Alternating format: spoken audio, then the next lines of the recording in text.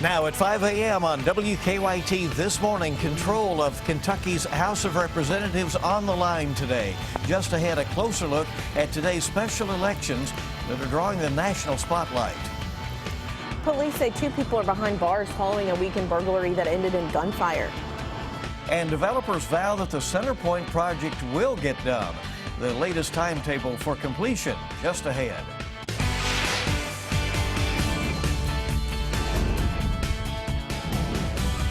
This is WKYT This Morning.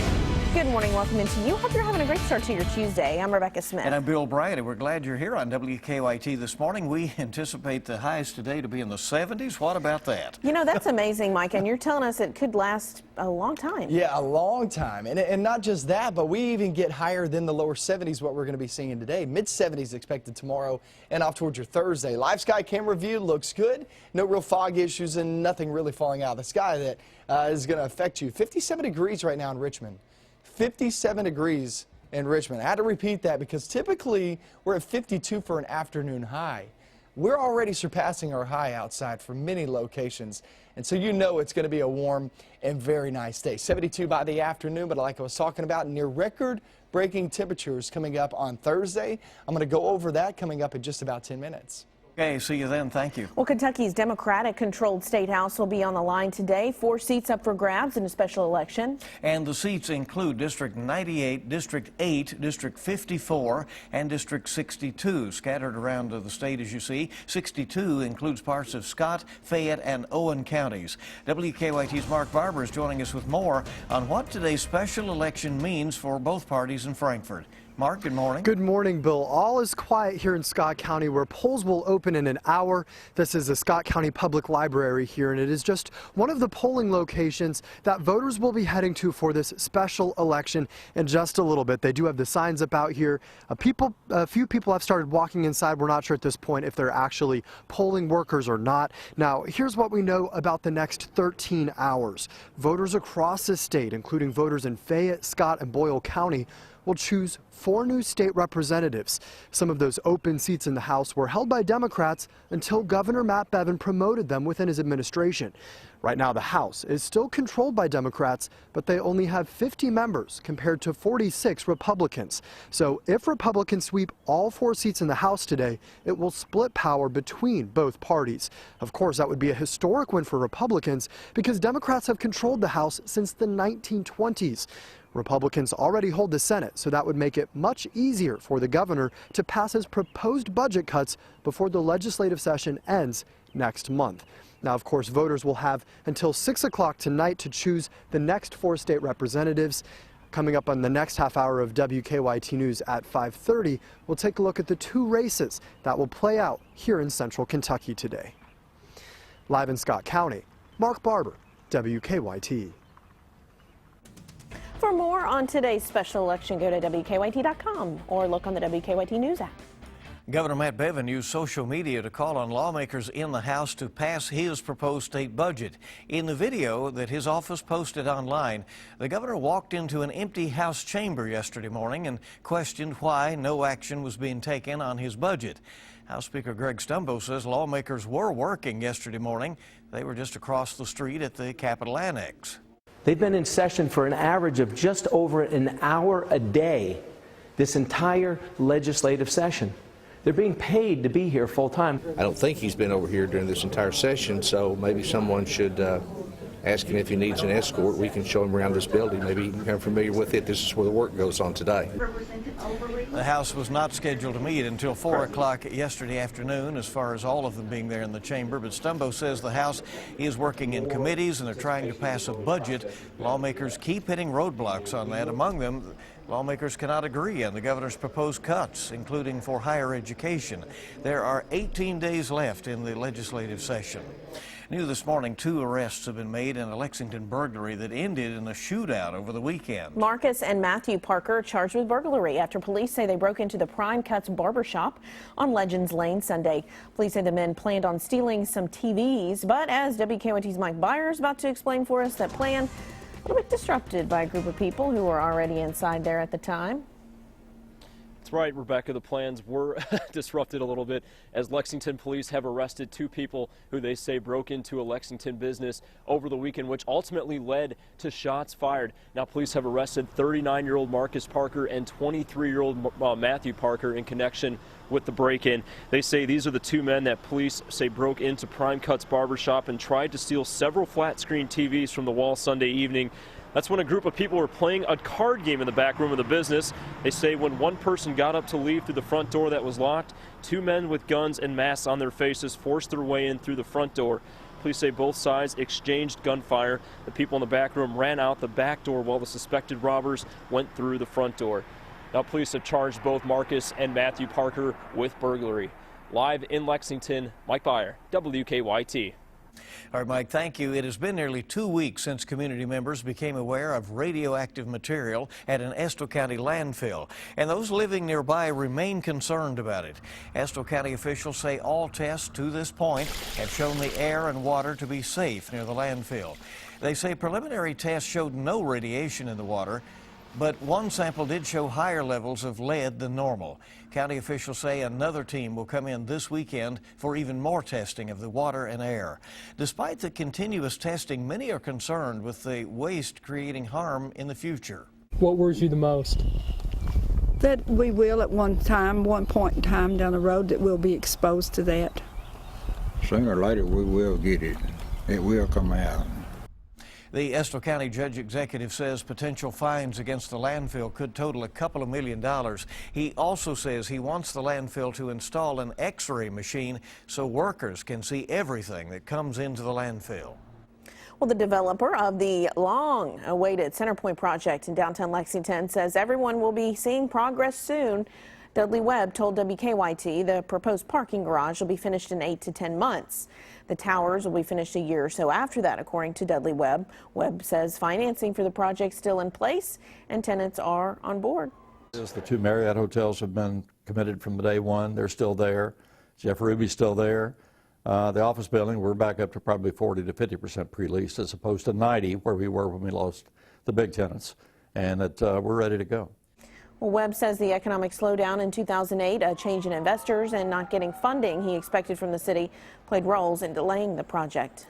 The Scott County School Board has made its choice for the district's next superintendent. During a meeting last night, the board voted unanimously to offer a contract to Dr. Kevin Hubb. Dr. Hubb is the current superintendent of Logan County Schools in western Kentucky. If he accepts the job in Georgetown, Hubb would replace Patricia Putty as Scott County Schools superintendent. The board decided last year not to renew Putty's contract when it ends in June.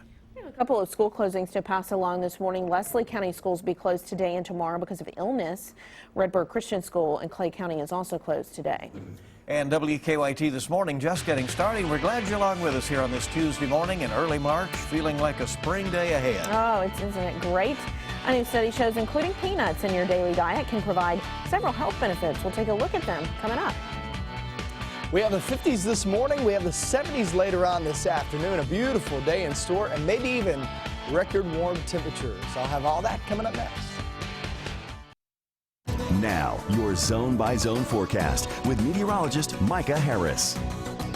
Pretty good looking start to the day. It actually feels really nice outside. And you know what? You may not even need a coat this morning, as we're seeing our high temperatures already surpassing our afternoon highs, typical afternoon highs, which is around 52 degrees.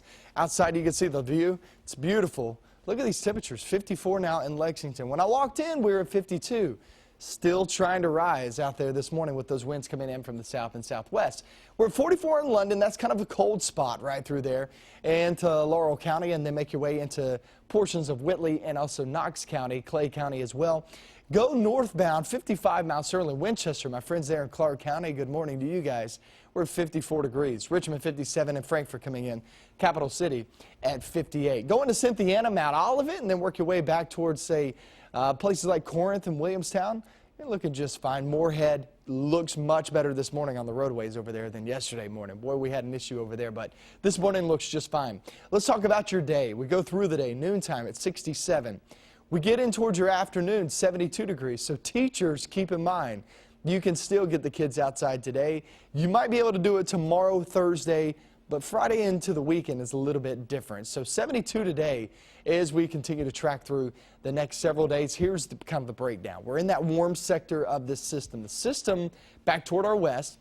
Mississippi Valley region holding on to the showers and thunderstorms. We'll continue to pump in some warmer air into the forecast. And the breakdown of it is now through Wednesday, we're in the 70s, looks pretty dry. I would say Thursday is mainly dry too, but we can't rule out a shower or thunderstorm back toward the west. And then we start to see that chance for the weekend come into play as those storms slowly but surely migrate eastbound. Here's your 7-day forecast. And what you can expect is to break it down a little bit more for you. And the 7-day is really a nice 7-day. We're at 72 degrees today, 76 tomorrow. I was mentioning there on Twitter at Micah Harris WX. Follow me on there if you're on your phone at this very moment. You'll find that we're talking about record warmth as well the next few days. 77 degrees there on Thursday. The actual record is 77 degrees. So we could possibly hit that on Thursday. But whether it's 76 or 77, I think all of us will be okay with that.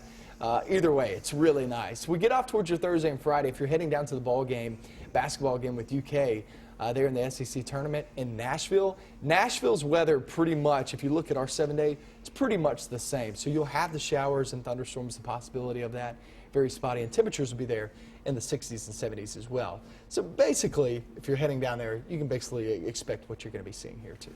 So just be ready for a little rain. A little rain here. Well, and can't there. complain either way. Yeah, it looks good. It's good weather. Amazing changes over the last week or so. That's true. Thank you. It's 5:14 right now. Well, many studies have shown the benefits of including nuts and peanut butter in your diet. Those who do so are less likely to develop type 2 diabetes and heart disease. And recent study results out of the University of Houston suggest peanuts and peanut butter may hold the key to preventing obesity, too. A study followed Latino middle school children who swapped out peanuts for unhealthy snacks.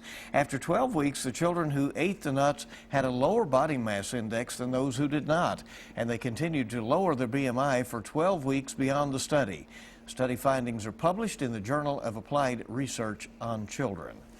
My problem is when I get started, it's Well, hard it's to good stop. stuff. And, and it's a shame that it's a challenge in a lot of schools these days to even get peanut butter in the doors. Right. Lots of allergy considerations. Yep. Right. All right. Good to have you with us. 5:15 on WKYT this morning. We have a look at your money. Stay with us. TSA has a warning for passengers traveling in the next few weeks, plus thinking of opening a new bank account, which you need to know. I'm Hannah Daniels in New York. I'll have those stories and much more coming up in your CBS Money Watch report. Hey, good morning. Welcome back into WKYT this morning. Glad to have you with us on this Tuesday at 5:18. Wall Street bankers took home less of a bonus last year, and the TSA has issued a new warning. And what's the best place to open a checking account? I always wondered that. Hannah Daniels has the latest on your money. A mixed day on Wall Street on Monday. The Dow jumped 67 points. The NASDAQ finished 9 points lower. Wall Street bankers took home less of a bonus last year of about $146,000. That's the biggest drop since 2011. A report from the New York State Comptroller says bonuses dropped 9% after difficult market conditions and declining profits. Thinking of opening a new checking account? Here's something to consider. Credit unions are more than twice as likely than banks to offer free checking accounts.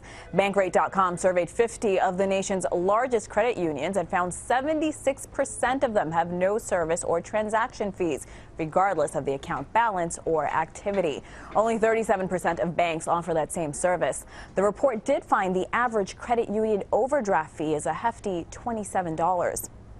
The TSA is warning passengers to expect longer lines at the airport as they prepare for millions of spring break travelers. The number of passengers is up more than 7% compared to this time last year.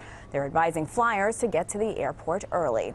And that's your CBS Money Watch report. For more, log on to cbsmoneywatch.com. In New York, I'm Hannah Daniels.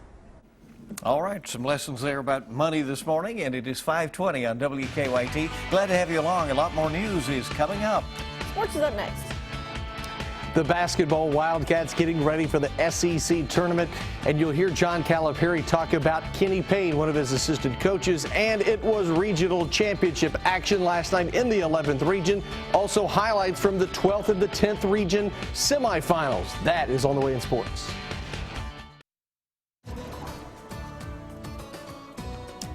extremely nice weather this morning, but I'll tell you this, it gets even nicer as we approach the afternoon. 50s this morning, no fog issues and no rain out and about, and we don't expect any anytime soon. We actually hit the afternoon, 68 there at noontime, 68 degrees right around lunchtime. You got to love that, and you still have 3 to 4 more hours of heating left to go. 72 is where we finish off later on this afternoon with that mixture of sun and clouds and also breezy conditions. Let's check out sports, see what's going on.